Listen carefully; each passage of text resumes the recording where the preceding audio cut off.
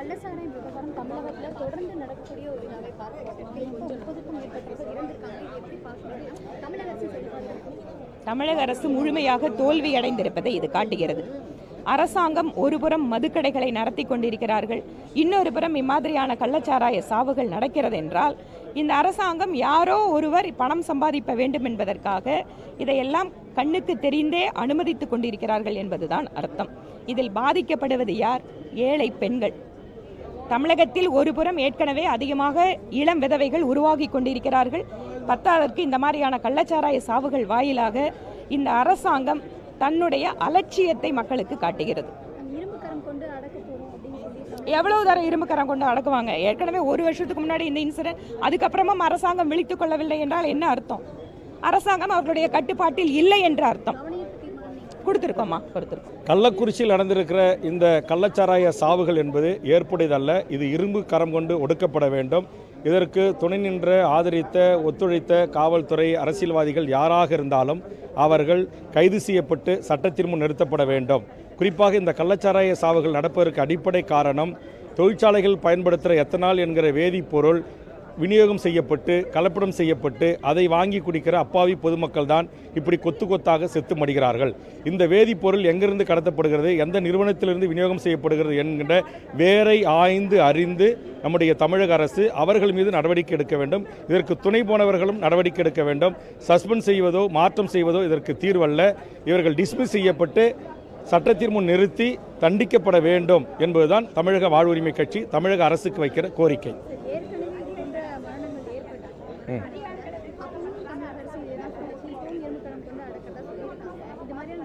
இல்லை, இது அதான் நான் சொல்கிறேன், கைது செய்து சிறையில் அடைக்கணும் அப்படின்ற அந்த சப்டிவிஷனுடைய உயர் அதிகாரிகள், அது எந்த துறை அதிகாரிகளாக இருந்தாலும், இந்த சப்டிவிஷனில் ஒரு சாராயம் விற்கிறான், அப்படின்னு விற்கிறான், லாட்ரி விற்கிறான்னா கண்டிப்பாக உள்ளூர் அரசியல் பிரமுகர்களுடைய சப்போர்ட் இல்லாமல் அது நடைபெறாது.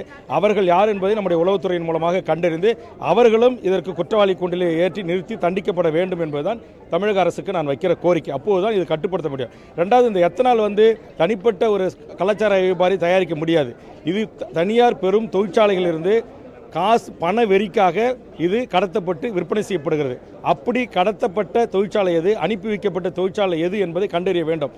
ஏற்கனவே கடலூரில் ஒரு தொழிற்சாலை இது போன்று வெளியிலே விநியோகம் செய்யப்பட்டு நான் குற்றச்சாட்டு சொன்னபோது அதில் ஒரு அப்பாவி ஊழியரை மட்டும் வழக்கு பதிவு செய்து கைது செய்துவிட்டு நிறுவனம் தப்பித்துக் கொண்டது. அதுபோன்று இல்லாமல் இத்தனை பேர் சாவுக்கு இந்த கெமிக்கல்ஸ் எந்த நிறுவனத்திலிருந்து வாங்கியது, யார் வாங்கியது, யார் அனுப்பியது, எந்த நிறுவனம் சப்ளை செய்தது என்பதையெல்லாம் வேர்களை கண்டறிந்து சட்டத்தின் முன்னிறுத்தி கண்டுக்கப்படும். அந்த தொழிற்சாலைகள் முற்றுமுதலுமாக சீல் வைத்து இழுத்து பூட்டப்பட வேண்டும். அப்போதுதான் இது ஒரு முடிவுக்கு வரும். நன்றி. தமிழக அரசு கள்ளக்குறிச்சியை பொறுத்தவரையில் கலெக்டரையும் எஸ்பியோ ரிமூவ் செய்வதில் கரெக்டான நடவடிக்கை எடுத்திருக்கின்றார்கள். மற்ற மாவட்டங்களிலும் இது போன்ற சோதனைகளை நடத்தி கள்ளச்சாராயத்தை காய்ச்சுகின்றவர்களை பிடித்து கடுமையாக தண்டிக்க வேண்டும். மேடம், இது போன்ற சம்பவங்கள் உப்பு இல்லை, சுதந்திரத்துக்கு முன்னால் இருந்து கொண்டு நடந்து கொண்டிருக்கின்றது, இப்பொழுது நடந்து கொண்டிருக்கிறது. அதை மீண்டும் நடைபெறாமல் பார்த்துக்கொள்ளலாம்.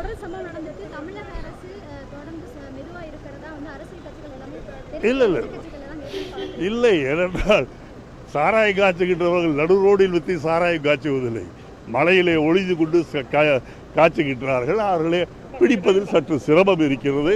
இருந்தாலும் அதை முழுமையாக இந்த அரசாங்கம் செய்யும்.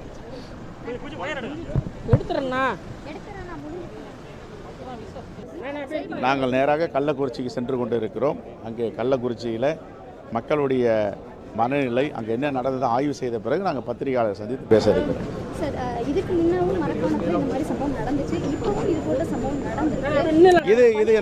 இது நடப்பதற்கு நடப்பதை யாரும் ஏற்றுக்கொள்ள முடியாது. தவறு தான். இனி வரும் காலங்களில் இப்படிப்பட்ட சம்பவங்கள் நடப்பதை காவல்துறை தடுத்து நிறுத்த வேண்டும். கள்ளக்குறிச்சி கள்ளச்சாராய மரணம்தான் கடைசியான நிகழ்வு என்பதை உறுதிப்படுத்த வேண்டும் காவல்துறை. இதுதான் எங்களுடைய வேண்டுகோள். கொடுத்துருக்கேன், கவன ஈர்ப்பு தீர்மானம் கொடுத்துருக்கேன். என்ன சார், தமிழக அரசு செயல்பாடு சரியில்லாதனால தானே இது நடக்குது.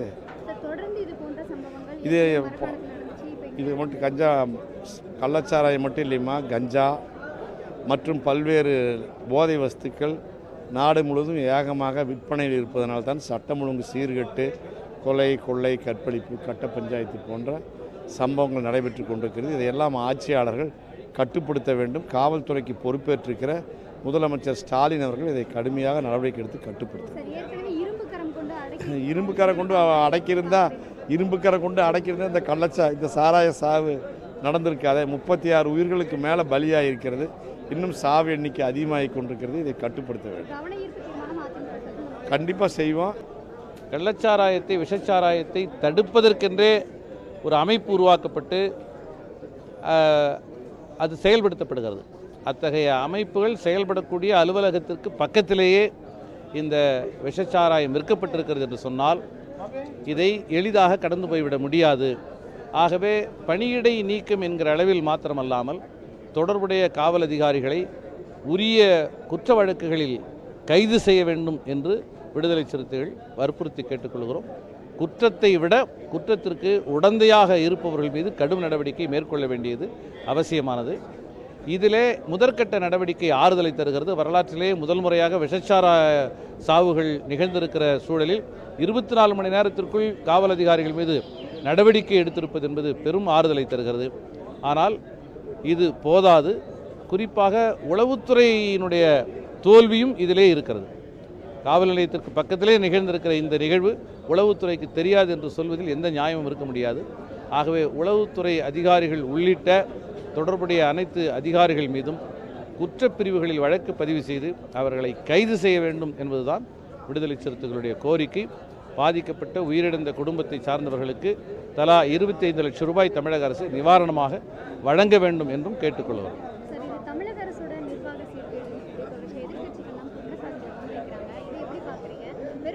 அரசு மிகுந்த உன்னதமான நோக்கத்தோடு போதையிலிருந்து இளைஞர்களை மீட்க வேண்டும் என்பதற்காக பல முயற்சிகளை தமிழக அரசு மேற்கொண்டிருக்கிறது.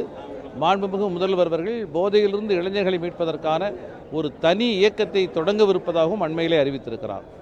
இளைஞர்களை மடைமாற்றுவதற்கு, அவர்களை கல்வியிலே வேலைவாய்ப்பிலே ஊக்குவிப்பதற்கு இந்திய அளவில் வரலாற்று சிறப்பு வாய்ந்த பல திட்டங்களை தமிழக அரசு உருவாக்கி அது இன்று அனைவரது பாராட்டையும் பெற்றிருக்கிறது.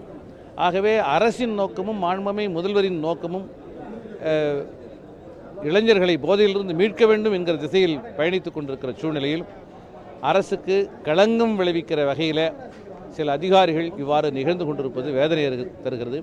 ஆகவே இது நிர்வாகத்தை மேற்பார்வையிட்ட, நிர்வாகத்தை பொறுப்பாக கவனித்துக் கொண்டிருந்த அதிகாரிகள் மீதுதான் கடும் நடவடிக்கை எடுக்க வேண்டும் என விடுதலை சிறுத்தைகள் சுட்டிக்காட்ட விரும்புகிறோம். கவன ஈர்ப்பு தீர்மானம் தந்திருக்கிறோம். கட்டாயமாக நாளை அது விவாதத்திற்கு எடுத்துக்கொள்ளப்படும் என்று நம்புகிறோம். அங்கே போயிருக்காரு பொதுச் செயலாளர், எதிர்க்கட்சி தலைவர் வருவாங்க, வந்து உங்களுக்கு விளக்கமாக சொல்லுங்கள். கடந்த ஆண்டு 22 பேர் மரணம், தற்போது 36க்கும் மேற்பட்டோர், தொடர்ந்து மரணம் அதிகரிச்சுட்டு வருது. எப்படி பார்க்குறீங்க முன்னாள் அமைச்சரா?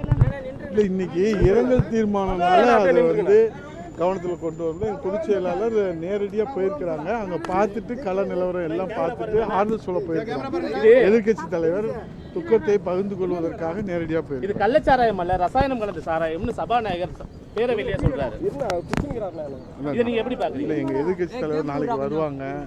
இப்போ துக்கத்தை பகிர்ந்து கொள்வதற்காக நேரடியாக களத்துக்கு போயிருக்கிறாங்க. பேர் வைக்கிறது தான் அவங்க வந்து இது கவனம் செலுத்துகிறாங்க, தவிர மக்களை காப்பதில் இல்லை.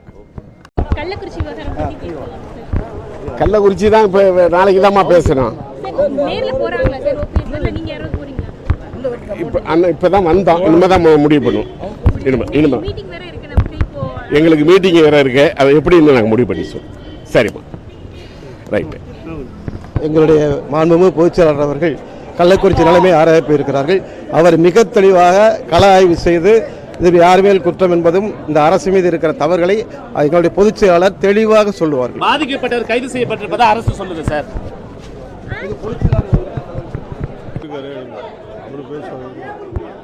இருந்தாலும் ஒரு 35 ஒரு டெத் ரேட் அப்படின்னா 36 அப்படிங்கும்போது அது ஒரு பெரிய ஒரு சம்பவமா இருக்கு. அரசோட அரசு சரியா கலாச்சார வாரத்தில் போன வருஷம் தான் இதே மாதிரி நடந்துச்சு.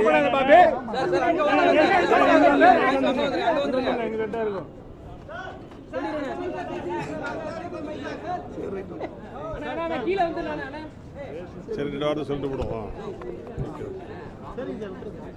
தமிழ்நாடு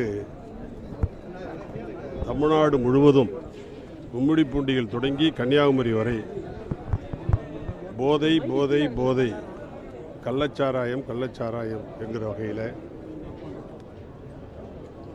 எல்லா விதமான போதைப் பொருளும் தாராளமாக கிடைக்கக்கூடிய மாநிலமாக தமிழ்நாடு இன்றைக்கு இருக்கிறது. அண்மையிலே கூட வேளாங்கண்ணியில் 180 கோடிக்கு போதைப் பொருள் பிடித்திருக்கிறார்கள். அதை 2 பேரை கைது செய்திருக்கிறார்கள். இதுபோன்று எங்கே பார்த்தாலும் கஞ்சா இளைஞர்களுடைய வாழ்வை சீர்குலைத்து விட்டது. கஞ்சா இளைஞர்கள் இன்றைக்கு கஞ்சாவுக்கு அடிமையாகி மிகவும் வருந்தத்தக்க வேதனை அளிக்கக்கூடிய ஒரு நிகழ்வாக இருந்து கொண்டிருக்கிறது. இந்த போதைப் பொருளை சாராயம் மற்ற இதர போதைப் பொருட்கள் இதையெல்லாம் தடுத்து நிறுத்துவதற்கு தமிழ்நாடு காவல்துறை தயாராக இல்லை. அவர்களிடத்திலே சில தகவல்களை சொல்கிற போது இதை நாங்கள் பிடிக்க மாட்டோம், இது தனியாக வந்து இன்னொரு போலீஸ் வந்து அது தனித்துறை போலீஸ் இருக்கு, அவங்க வந்து பிடிப்பாங்க என்று சொல்கிறார்கள். என்று சொன்னால் வழிவிடுகிறார்கள் என்று எண்ண வேண்டிய சூழல். இன்றைக்கு கள்ளக்குறிச்சியில் தாங்க முடியாத சோகம். இதுவரை 36 பேர் மரணித்திருக்கிறார்கள். இந்த எண்ணிக்கை இனி கூடக்கூடாது என்று இறைவனிடத்தில் வேண்டுகிறோம். அந்த இறந்திருக்கிறவர்களுடைய குடும்பங்களுக்கு அனைத்து இந்திய அண்ணா திராவிட முன்னேற்ற கழகத்தின் சார்பில் எங்களுடைய ஆழ்ந்த வருத்தத்தையும் எங்களுடைய கண்ணீரையும் அவர்களுக்கு காணிக்கையாக்குகிறோம். அவர்களுடைய குடும்பத்திற்கு அனைத்து இந்திய அண்ணா திராவிட முன்னேற்ற கழகம் துணை நிற்கும். எங்களுடைய கழகத்தினுடைய பொதுச் செயலாளர் அண்ணன் எடப்பாடியார் அவர்கள், எதிர்க்கட்சி தலைவர் அவர்கள் நேரடியாக சென்றிருக்கிறார்கள். ஆறுதல் சொல்வதற்காக அந்த நிகழ்ச்சியை ஈடுபட்டு இறந்திருக்கிறவர்களுடைய குடும்பங்களில் இருக்கக்கூடியவர்களுக்கு ஆறுதல் சொல்வதற்காக சென்றிருக்கிறார்கள்.